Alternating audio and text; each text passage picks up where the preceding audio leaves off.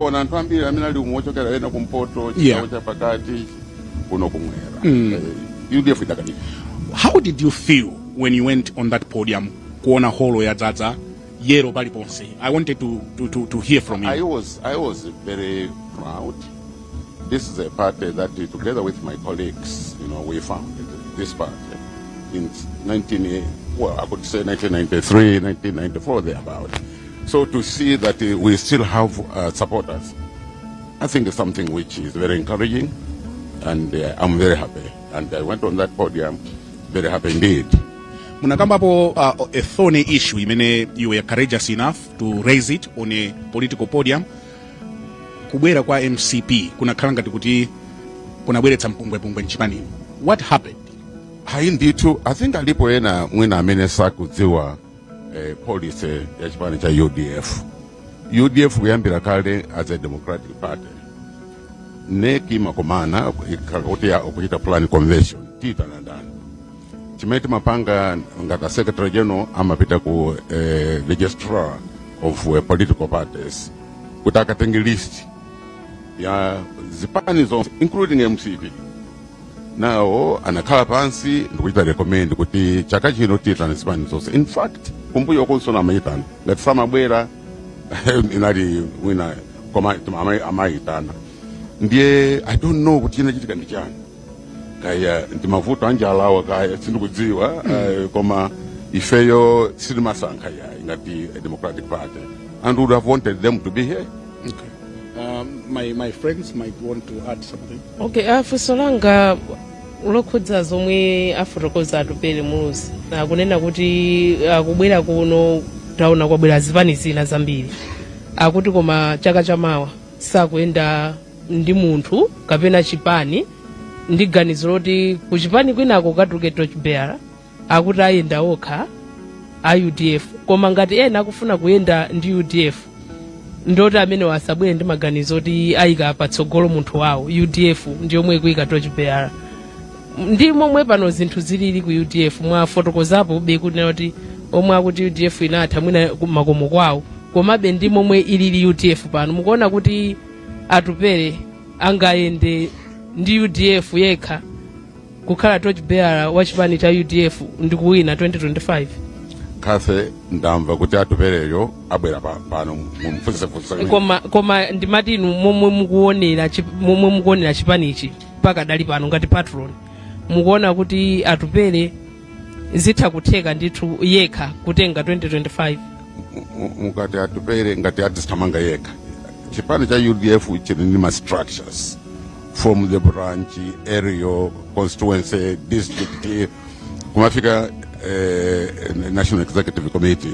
Onse wazigwira ntchito kuti at least kuti UDF 2025 izatenge boma. Koma ndikane chonchi with 50+1 when nose mukuiziwa. I think one I know takale pansi ndikuona kuti tugwira ntchito ndi ndani kapena enaho azibwera kwa ife ndi I think tingoti didikire kale poti nthawi idakalipo. Pa momwe dziko la Malawi likuyendera munganenepo chani boma lomwe lilipo pakadali pano likukwanitsa kuyendetsa bwino dziko? Well, ineyo sinimabisa ndakhala ndikunena nkhani ya economy patilekali pano sili bwino and sikuti kapena ndikunena mwamiseke President Chakwera amabwera kuzandiona ndimawuza kuti mmene zikuyenderamo let's find a way kuti economy siyenda bwino. Euro kwati the exchange rate ndiye mkaona so inflation is about 35%. If mmene timachoka mboma in 2004 inflation was below 9%. Tsopano inflation ndiyo yovuta chifukwa ndi kanyama kamene kamakweza katundu. Inflation ikangoti yakwera ndiye nanisa katundu amakwera. Exchange rate so ikakauti ndiyo sokonekera zinthu iso zimakhala zosokonekera. And then domestic borrowing and foreign borrowing we are at 15 trillion. That is dangerous. I think Malawians, we have to have a conversation on this issue. All the assets in this country as a government, assets once Malawi, they're about 20 trillion. ndi 15% tikupita kuti chikangofika 18 19 we are bankrupt. I'm saying this to say we need to have a conversation, sit down, how can we address the issue of the economy. Zinthu ziwiri, Your Excellency. Choyamba mwina kungowakumbutsa iwo amene akutionera Chinyamata kuti inotu ndalezi munayamba kalekale mchipani cha Malawi Congress munakhalamu maudindo osiyanasiyana pamene timayamba Multi-Party Democracy munali chairman wa pressure group ya UDF kenaka uzakhala mtsogoleri wake ngati president ndikutenga boma 1994 kuzafikira 2004 ngati mtsogoleri wa dziko lino.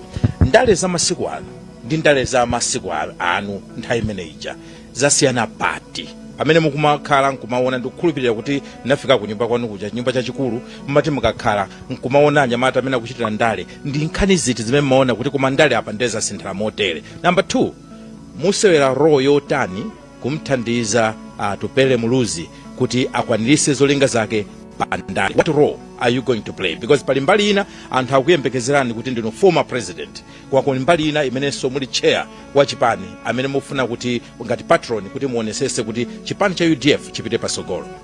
Ndiyambira osiriza. Atupele is a grown up man. He is over 45 thereabout. He's got a family. He's grown up. Campaign yo azichitira anthu executive committee imene isankhidwe. So inesi ndi amene tikuyendesa chipani yayi. Chipani akwe aziyendesa president ndi executive committee yachi. Chifukwa anthu amanena kuti kapena Atupele bambo wache ndi amene amamuuza chochita. Hayi. He stands on his own. He has got the education, he has got the experience, he has been a minister of this, of that. I think we should leave him to move and say, as I did in area, here he must stand on his own. The first question, there was a conference in South Africa where I was invited by Kagombeke Foundation. That conference was talking about the leadership in Africa. They found out that people like you, professors, they are not interested in politics. And I agreed with them. I meet so many people, young people, women, Chinyamata. When I ask them a question, why don't you join politics? You to go up. And I tell them that you are cowards. Before you fail in 1993, the underground movement, we had to volunteer ourselves. It wasn't easy. You can actually, campaign freely, things like that. So I would like to take this opportunity to encourage Chinyamata, please come forward. Because the future of this country depends on them. If it's a cola.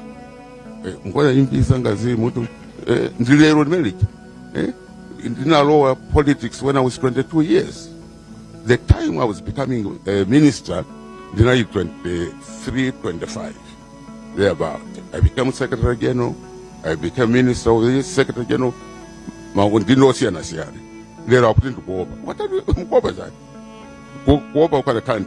because it was very, very dangerous.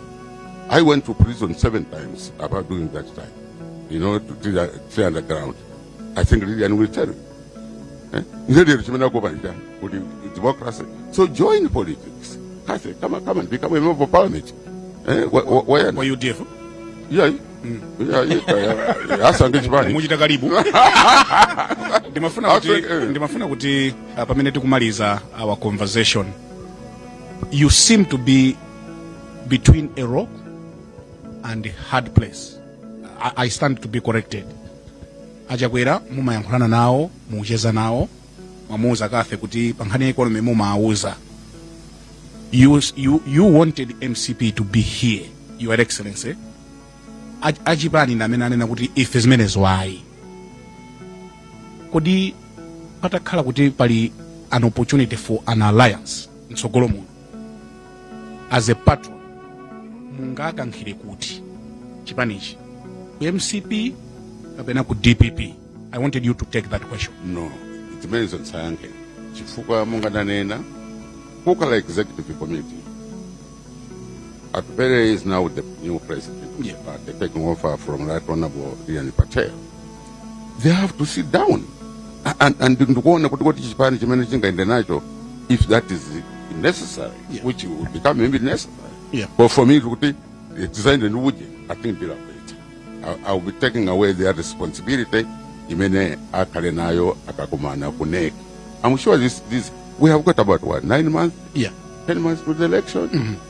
There's enough time pakatipa to see when the dynamic ngaende nayo. Neki itakumana ndiye akubwera no kudzafunsa nzeru because zidzibwerabe kwa inuyo as a patron mudzayankha bwanji nkhani Samabwera kwa ine. Samabwera? Ayi. Kuti angobwera basa akamirana ndi tikupita ndisimidzi kuti chipani chino kuchita control ndini. No, I'm a patron of the party, yeah, of the constitution. Koma tine kuti ndikuendesa ndine. No, I leave these people to run the party.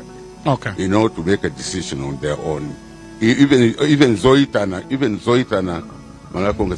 it is the policy of the UDF. Koma otsatira ananena kuti ife zimene zosikufuna mpaka nachita matemu. Well, what message are you getting from your supporters? Actually, you know zilipo zina antu mamizi mwatu mwina samazipeta. Kuti awerenga constitution ya UDF ya samawele. Kuti aziwe kuti zimeta pangazo nzolondola samawele. Ndikena kwa mana kuti alile ni patero ndiamene anaitana afuna kuona kachipani. I said, what? No, we are a liberal party, we are a democratic party, we need to be inclusive, and we cannot say kuti nzikula utseli yeno titani won't say kuti amodzi saitani. I think it would be wrong. Okay.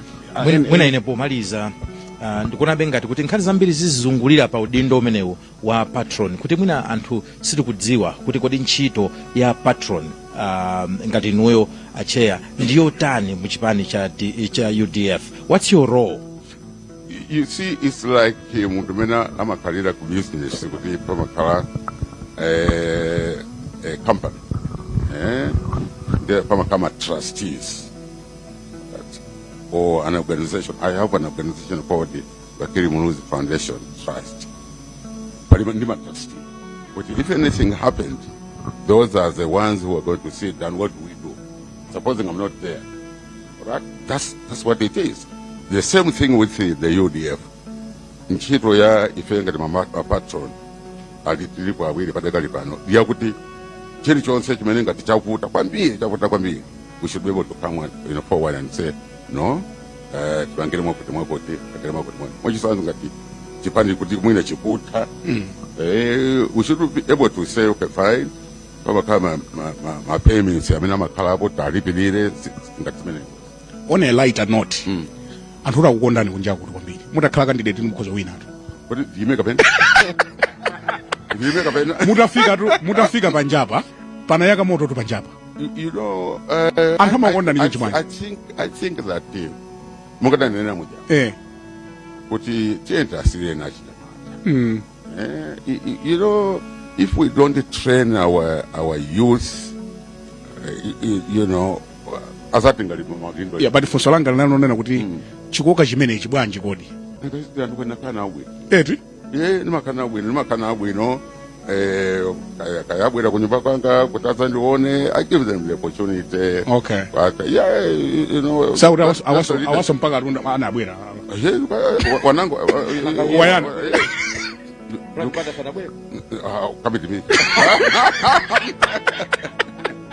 We want to thank you, Your Excellency. Nthawi zonse you tikakhala ndi mwayi woti ticheze mumatilola, and you have invited us to your home many times.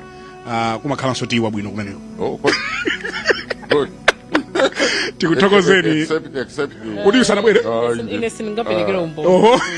Sinapiteko. Abwere. Ndikabwe.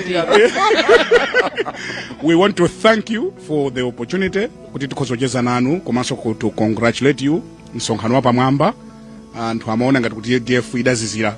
UDF ndi amphamvu and it is still here. Thank you. Thank you very much, Your Excellency. Thank you very much indeed. Pamene panso ndiye